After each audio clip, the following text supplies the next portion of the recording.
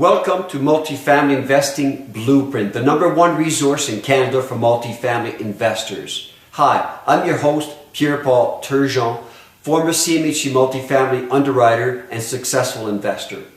I'm really excited today about today's video, not only because it's getting near Christmas, but also because this is my first video blog post. And the topic that I've picked for today's video blog post, I think you'll find very interesting. In the last few months, I've been very active searching for a property to invest in the city of Edmonton, my market. And I thought maybe I'll show you how I look at property listings that my realtor sends me, because I think I can analyze a listing in about 3 or 4 minutes, somewhere in that vicinity, and extrapolate very critical pieces of information. Of course, I've got a system in mind. Something similar to what we used to use at CMHC. So in a few minutes, I get a complete or fairly accurate first picture about the property, and I can make a decision as to whether or not to pursue this listing and go and take a look or put an offer on it. So I hope you're going to enjoy this first video blog post, and you're going to continue to follow me on my blog. And please do me a favor, leave me some comments about this blog post or others. Or perhaps other topics you'd like me to cover in my blog. So all the best to you, and let's take a look at a listing for a 15-unit apartment building in Edmonton. Hi, in this video I'm going to give you a very simple 3-step process to analyze multifamily listings. The first step consists in asking yourself whether or not this listing fits within your business models. First, from the point of view of the area in which the property is located, and secondly, from the size of the building. The second step is simply looking at the narrative, at the description contained in the listing, and seeing what kind of valuable information can you extract from this. Okay? The third step is simply by looking at the numbers. Let the numbers tell you the story, not your emotion. So what story can the numbers tell you?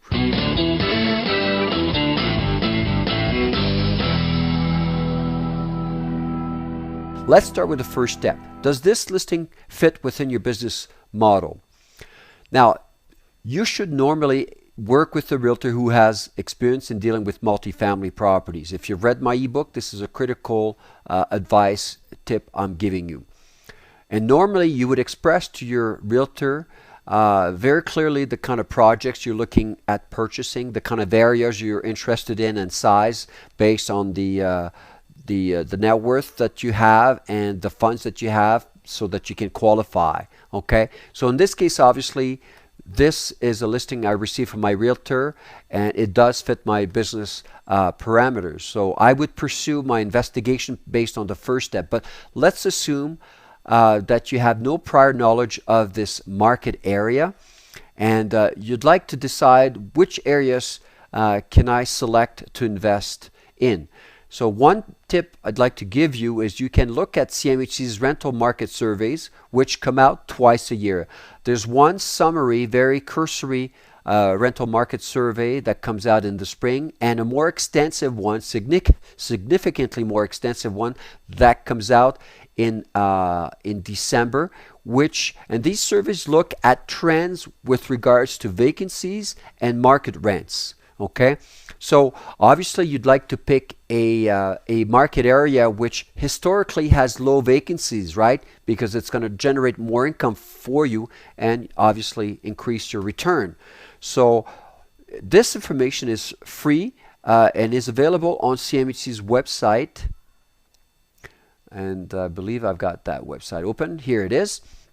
Okay, so cmhc.ca, and you look for housing market information, and CMHC will survey census metropolitan areas, which are communities with populations in excess of 100,000 people, as well as census agglomerations, which are communities with populations of 10,000 people or more.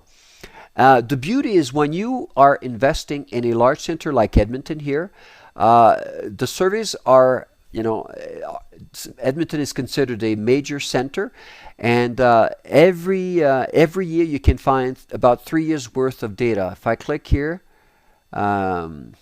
See, I have 2011, the report, the rental market survey report for 2011, as well as 2012, okay? And if you open up the report, which I have already opened, you see here how it gives you the average vacancy, the average rents on a per zone basis. Okay, same thing with the vacancies. It's average vacancy rates per zone, and I'm going to quickly show you some of these zones right here. Okay, this is the cover of the report, but you see within the city of Edmonton, there's specific zones. Let me see if I can enlarge this just a tad more. Yeah, here we go. Okay, so you see the city has been broken down into different zones, and the trends, the arrows point to the, in this case, vacancy trends are downward, so all over the place. So that's good news for us investors. And each of these zones are surveyed by CMHC. So all I have to do now is to find out what's the vacancy like in a given zone. I simply go back to the chart I was showing you earlier. We're going to reduce the size of this. Okay, here we are. So the property listing we're looking at is in zone 4. So right at a glance, I can see the trend in vacancy rates. So from October 2011, last year, it was 5.6. Now it's 4.9. For the one bedrooms, it went from 4.5 to 3.6, so all downward. Two bedrooms in very high demand from 4.1 to 1.6. And the average vacancy rate in zone 4, in which our property is located, is overall at 2.9. Now, you want to do your homework as well in advance as you can. I've been collecting data obviously since I was a multifamily underwriter, so many years ago, and I also created a different chart that goes back 9 years for all the zones in the market I'm interested in investing in. So that enables me to see the zones with the lowest vacancy rates. For example, downtown zone over the last 9 years, from 2004 until 2012, the average vacancy rate has been in that zone 3%. And as of October of this fall, 1.4. So it's a very low vacancy rate. So it would be an attractive zone to purchase a property in, right? Same thing. And in the specific zone that we're looking at today, zone 4, West Central, the 9-year average is 3.9. But this year's average, just for 2012 alone, is 2.9, so fairly low. And I have the vacancy average based again on the bedroom type, bachelor suites, 1 bedrooms, 2 bedrooms, and 3 bedrooms. And I also have the average rents. And in this particular case, the property we're going to look at has all 10 1 bedrooms and 8 2 bedrooms, for which the average rents in this particular zone are $810 for the 1 bedrooms and $971 for the 2 bedrooms. So let's keep that in mind. And in my case, I've taken this an extra step just to be sure that I can identify the proper zone, match CMHC zones with where the property is located. I've actually taken my realtor's map here, as you can see, and I've reproduced these zones with my own color coding, but the numbers here match the CMHC zone. So this is truly zone 4 as per the CMHC allocated zones. And the property listing we're looking at is right here on 118th Avenue. Obviously it's a little fuzzy here, but the idea is just to give you a visual feel for my system, how I look at these properties, okay? And right here is that airport which is being redeveloped. That's quite an attractive feature for properties in the surrounding areas. Okay, so let's go back to our listing. So that's the first step. Now, by looking at the picture, I also want to see what does the picture tell me. Usually you get listings from your realtor on the internet, and it's got a link to which multiple pictures are attached. But in this case, I scanned the listing. It did not have I'm trying to remember if it had additional pictures or not, but the point is, let's say it didn't. I want to take a look at the picture. Is the curb appeal attractive? To me, looking at this, I think so, right? I mean, I can tell that the property has received some upgrades, new vinyl sidings, which is always a good thing because normally they add an extra layer of insulation, maybe a half an inch to an inch thick foam underneath the siding, which obviously would enable me to save on utility costs, heating costs, right? It's got a newer awning with some columns, some landscaping. So overall, I find the curb appeal is pretty decent. If I zoom some more, perhaps I'll be able to tell whether they've replaced the roof. I mean, that's it's worth trying. Here we go. So it's hard to tell, but they may have a newer roof installed on. I don't know. It's a different color flashing, so it's hard to tell. But the point is to use whatever information you have and make the best with it. If you had more pictures, you'd be able to obviously get more details on that. But if you don't have additional pictures, you can go to Google Maps, which I always do. When I create a file, when I work on a deal like I am right now, I always pull a Google map to see exactly where it is in my market area. In this instance, this is our subject property, the property we're going to look at in this listing. And I know the area extremely well because I own a property just about here and another one here. And so I'm absolutely familiar with the entire area. I see that it's got a park here, and this is near an old airport they're shutting down and creating a wonderful new development with housing projects, retail spaces, and malls. So it's going to be very attractive over the long run, right? This is not a short-term kind of benefit, but over the long run, and I invest long-term, this will be a very attractive feature to be so close to this new development in the city of Edmonton. But, the picture we only had one picture, and I'd like to see, to get more details about the surrounding area. Well, what I find is really cool is you can do a street view, right, for the property. And even when I was still an underwriter at CMHC, we would do that.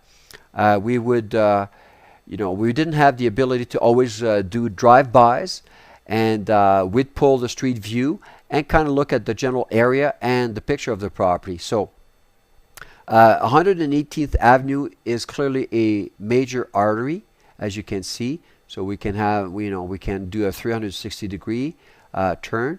So it's obviously an area which has a lot of multifamily properties. So I see multifamily properties, has one here. The lots appear to be bigger, mature trees. I'm going to assume it's got a major bus route because it's a major artery. So I see more, multifamily properties here and there. And I still don't see our subject property, so I'm going to continue to do a 360. More multifamily properties. Oh, here we go. So here we see our subject property here.